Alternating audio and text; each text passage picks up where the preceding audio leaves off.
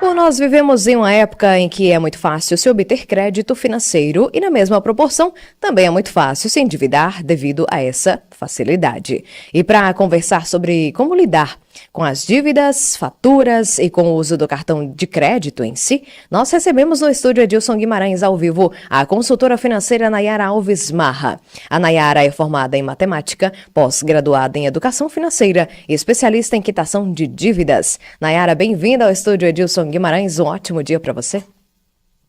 Bom dia, Sabrina. Um ótimo dia a você e a todos os ouvintes. Nayara, vamos começar falando sobre o limite de juros do cartão de crédito. Com a nova resolução em vigor, os juros e encargos financeiros no rotativo e no parcelamento não podem ultrapassar 100% da dívida principal. Como isso impacta os consumidores e o setor financeiro?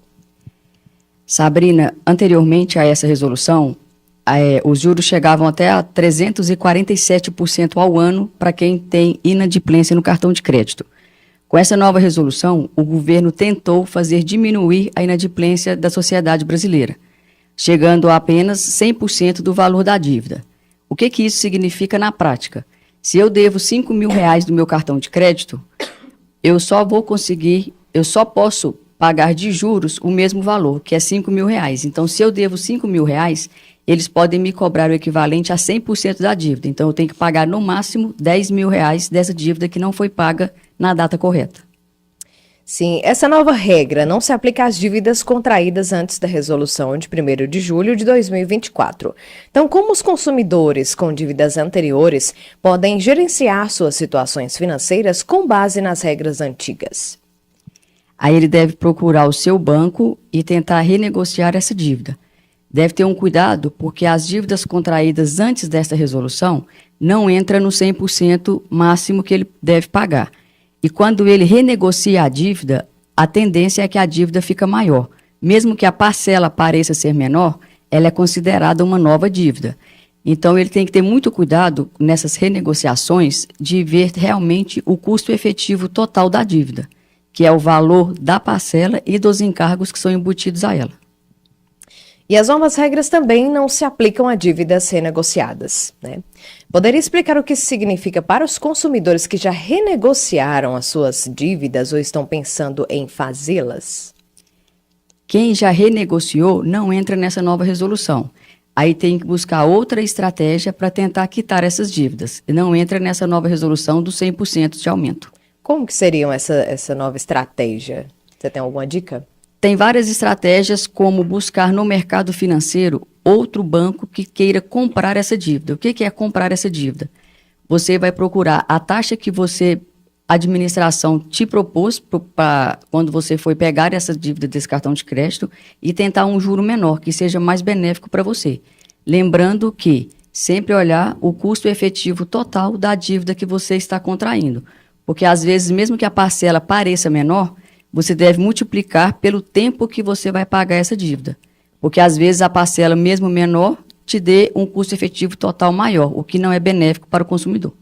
E quais são os principais pontos que os consumidores devem considerar ao transferir suas dívidas para outras instituições financeiras?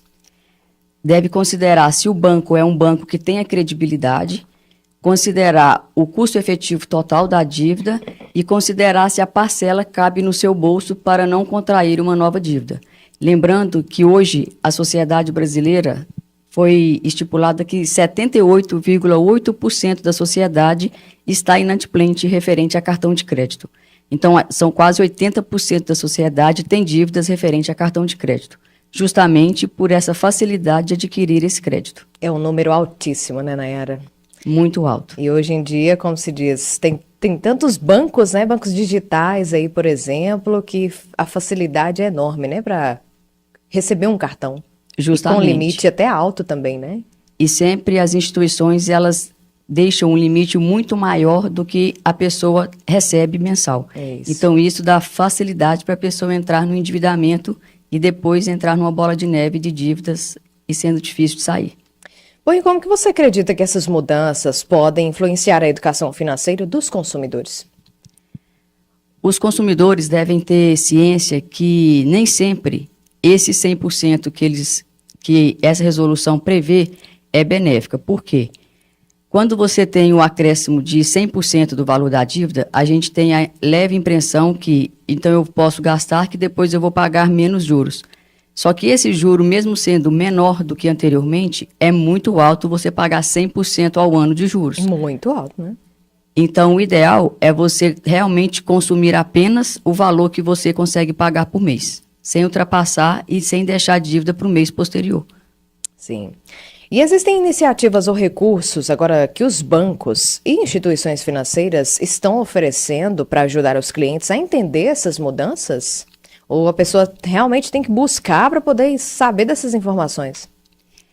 Os bancos oferecem sim, mas é importantíssimo as pessoas terem conhecimento e buscar conhecimento com quem sabe e com quem vai realmente ajudar a resolver o problema.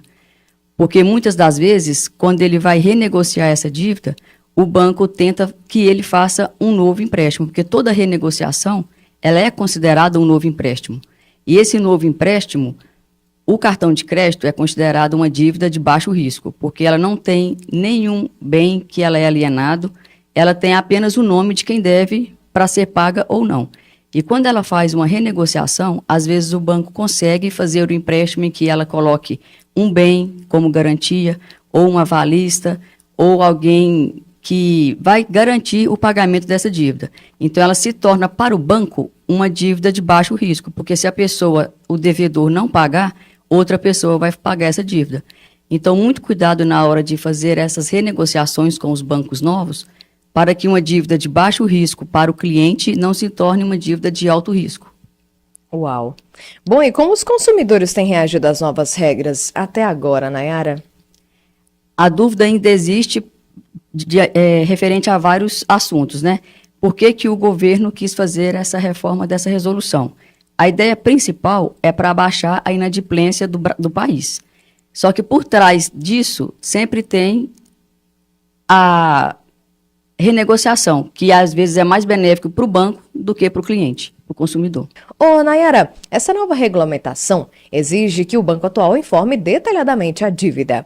Como é que essa transparência adicional beneficia os consumidores e quais informações específicas devem ser fornecidas pelos bancos? Sabrina, o banco, tanto o banco de quem está devendo a dívida, quanto o banco que ela quer transferir essa dívida, eles são obrigados, de acordo com a defesa, com o Código do Consumidor, a informar o valor total da dívida e as parcelas que a pessoa deve pagar e o valor da parcela. Por que isso? As pessoas que têm um conhecimento inferior ou um conhecimento mais baixo sobre números, sobre cálculos, ela tem que pegar o valor da parcela e o valor que é total a ser pago. Quando ela for para o novo banco que tenha interesse em comprar essa dívida, ele tem que fazer o cálculo exatamente na quantidade de parcelas que o banco que ela tinha anteriormente tem.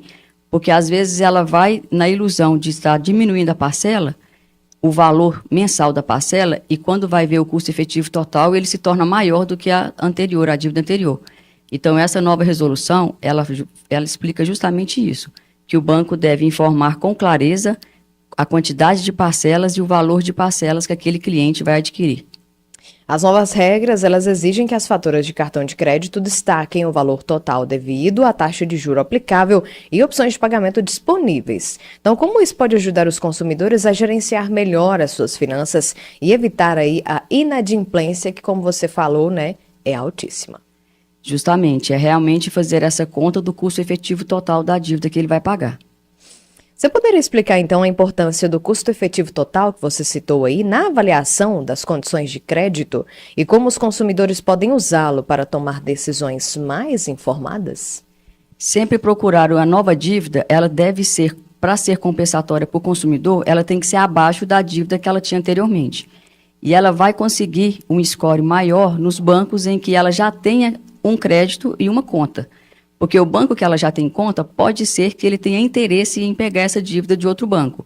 Isso se torna mais difícil se ela for procurar um banco que ela não tem conta, onde o score dela vai ser mais baixo do que o banco que ela já tem em movimentação. E sobre os consumidores, Nayara, como você tem sentido aí que eles têm reagido a essas novas regras até agora? Existe alguma tendência ou feedback comum que você tem observado desde que essas mudanças foram implementadas? Eles ainda estão sem saber como vai funcionar. Até os próprios bancos ficam um pouco perdidos, porque a resolução é bem atual, ela é de julho desse ano de 2024, então eu ainda não tenho conhecimento de algum banco que quis comprar essa dívida de outro banco. Esse Então mês ainda ainda, está né? sendo... Tá recente mesmo. É bem recente, é do início desse mês. Show. E levando todas essas mudanças em consideração, você acredita, pergunta que não quer calar, que é melhor usar cartão de crédito, de débito, ou isso varia em cada situação?